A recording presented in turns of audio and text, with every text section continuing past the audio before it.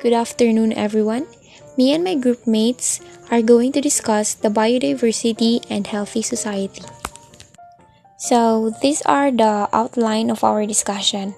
First, what is biodiversity? Why is biodiversity important?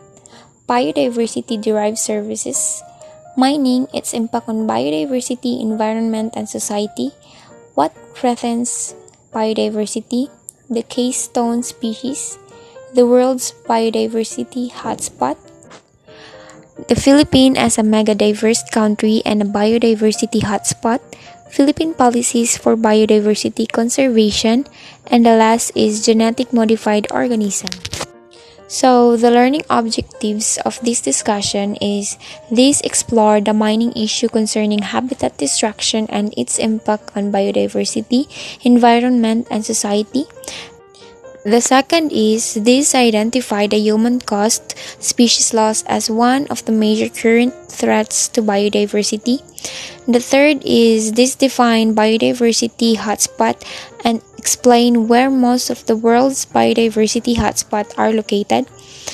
The fourth is this determine the interrelatedness of society, environment, and health, and also familiarize genetically modified organism.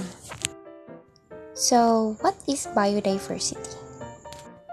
So, biodiversity or biological diversity refers to the variety of life on Earth at structural levels, genetic, species, and ecosystem, and the measure of the number of species on the planet or in a specified area, making the world beautiful and exciting place to live.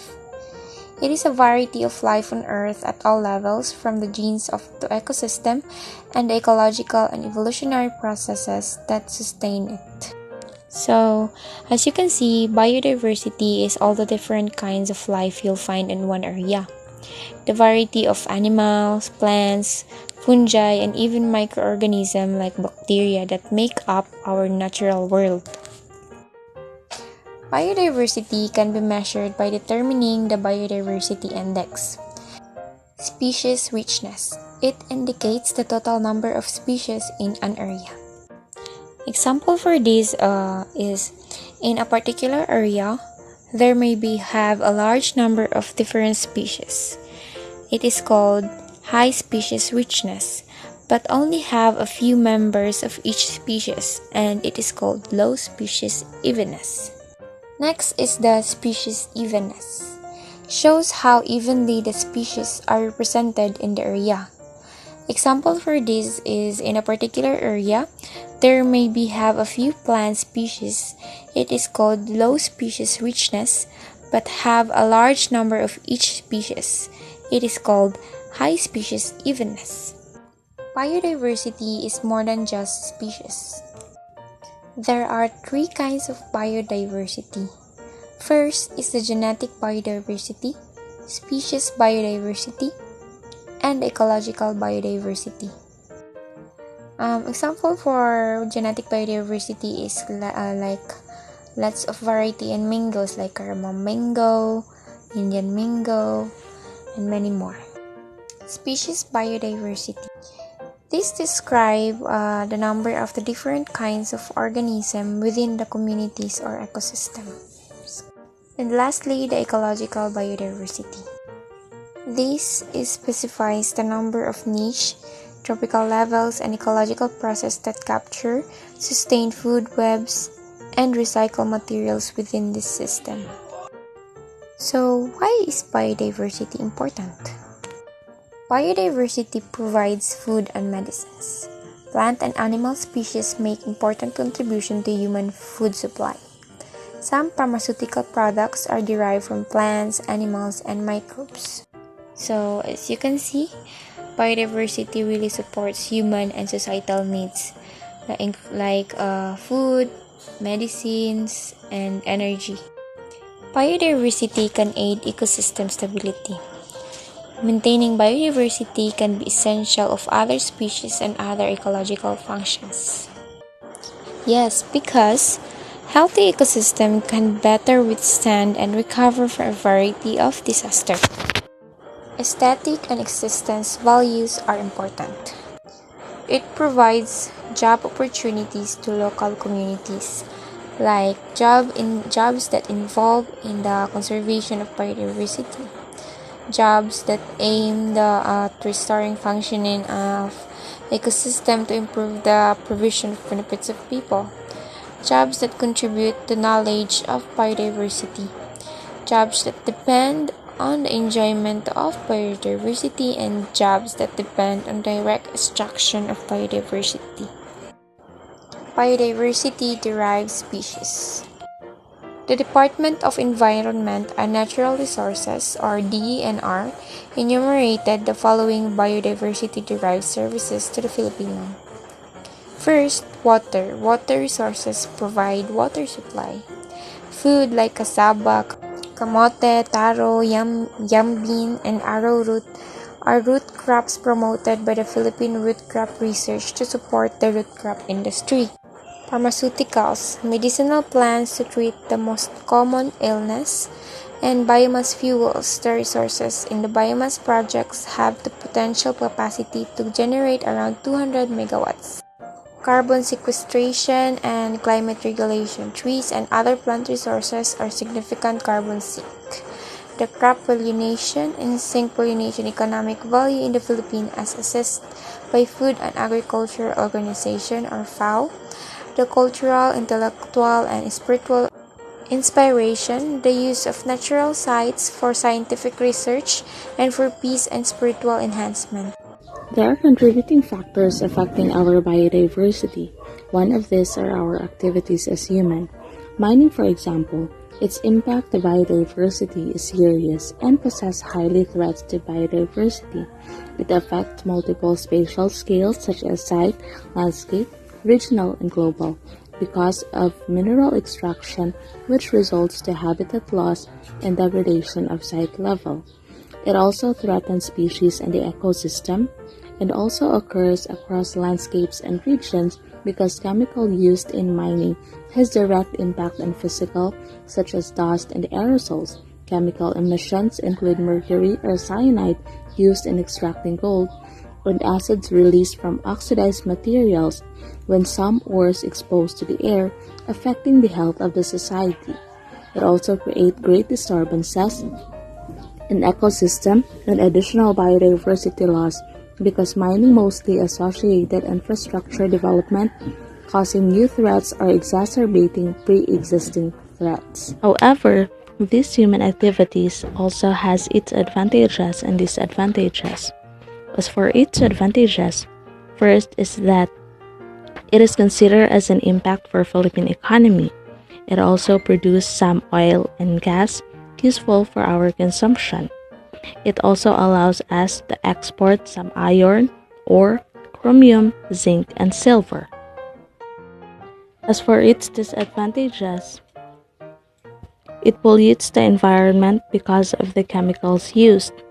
It is also the reason of uncontrolled environmental degradation, and it is a background of biodiversity loss or a loss of species. In a percentage distribution last 2017, all mining and quarrying establishments by industries hold specific percentage. 53.5 are occupied by quarrying of stone, sand, and clay, followed by the mining of non-ferrous metal, ores, except precious metals, that occupies 25%, mining and quarrying, which has 7.5%, support activities for other mining and quarrying, 5.5%, while all other industries hold 4.5%. This distribution only shows how active mining in the country is. These mining activities and quarrying establishments of industry are said to have offered 32,125 employments. Now, what threatens biodiversity? First is human-caused species loss. It is one of the major current threats to biodiversity. This has been the way humans have reshaped natural habitats to make way for farmland and obtain natural resources. These threats of human-caused species loss are divided into two factors. First is the local factors. Local factors include land use changes, pollution, resource exploitation, and introduction of exotic or invasive species. Land use changes or for large-scale food production drives an estimated 30% of biodiversity decline globally. Pollution that can be associated with climate change is third of the most significant driver of biodiversity loss that accounts 14%.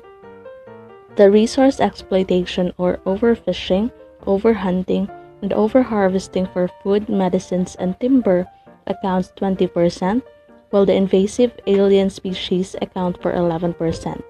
This may change over time depending on the human activities and human consumption. Second to threat our biodiversity are the global factors. This includes habitat destruction or loss through pervasive, incremental encroachment that caused by urban sprawl. Second, the invasive species, such as in wild capture fisheries, but also for wildlife trade. Third is the pollution from plastic waste.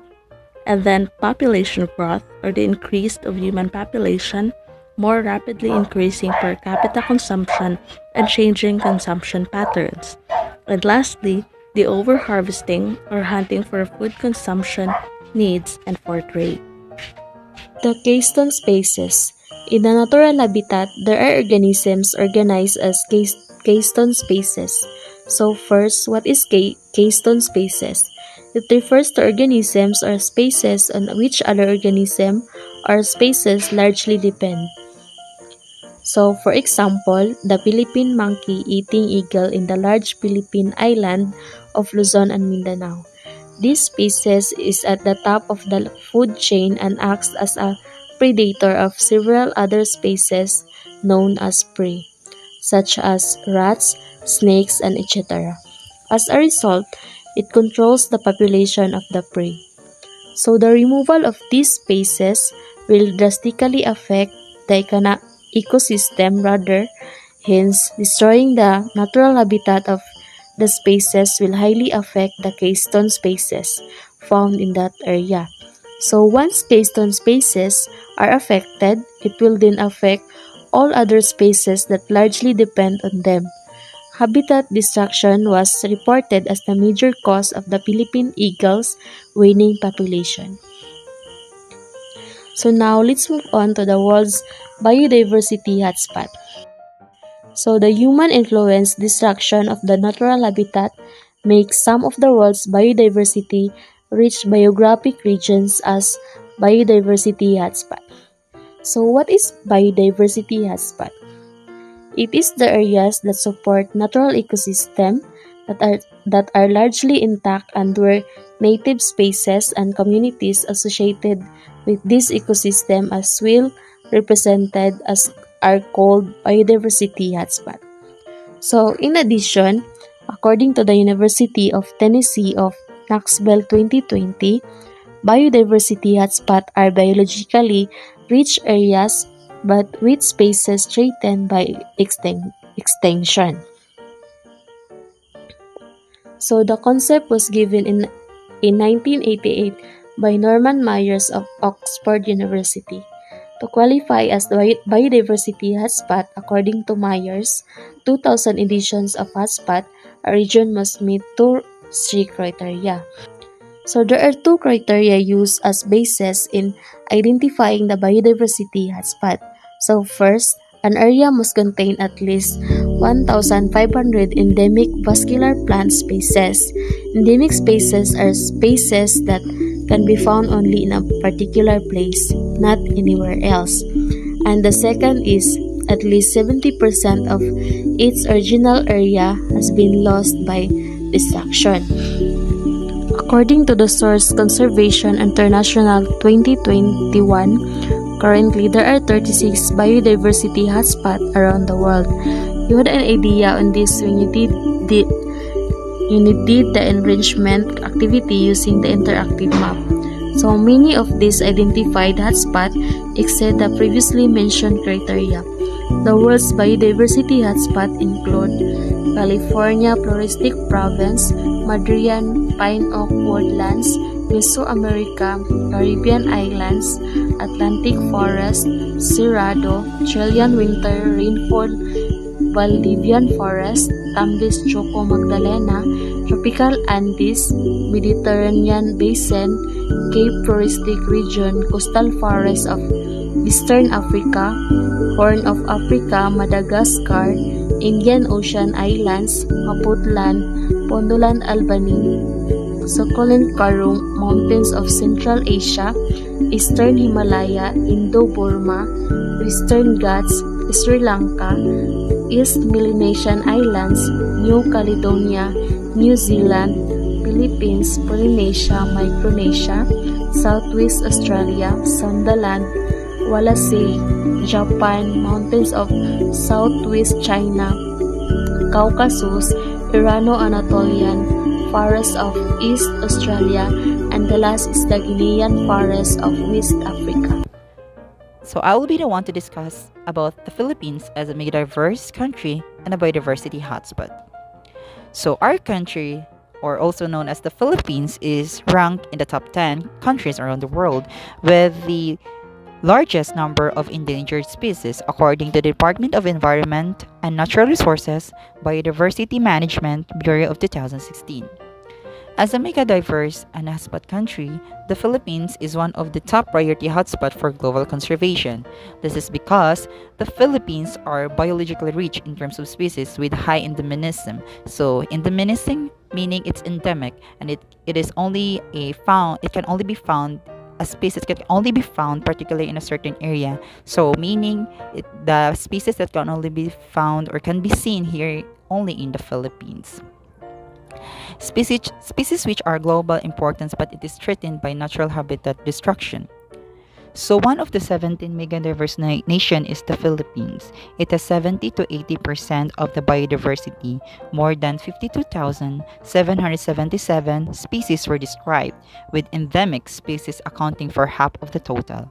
However, the challenges posed by humans to this country's biological diversity have not abated, placing it in the top 10 nation with the highest concentration of endangered species, as well I have said a while ago.